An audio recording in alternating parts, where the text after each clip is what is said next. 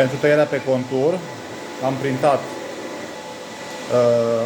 autocolantul cu semnele de tăiere pe contur, care urmează să fie citite. Prima dată se pune cuțitul în zona primului marker ca să urgenteze găsirea celor markerelor, semnelor. Așa. Merge cu 2 sau cu 3 puncte. Acum am pus 2 puncte. Așa. A citit. După care revine în origine. Se apasă Enter, Enter și Remote. Iar acum la calculator se dă citire pe contur. Și gata. Ne spune să ne asigurăm că am citit de la aparat semnele, dăm OK și taie pe contur. A început să taie. Gălăgie se aude de la HP Latex, care acum se face o gălăgie când se închide la răcire. Da, deci ploterul taie pe contur acum.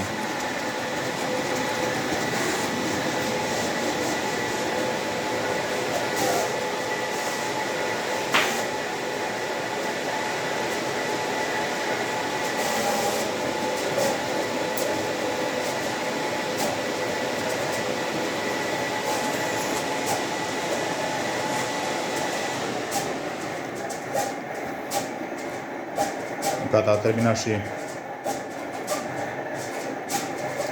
ploterul. Are 1,30 m lățime utilă de lucru.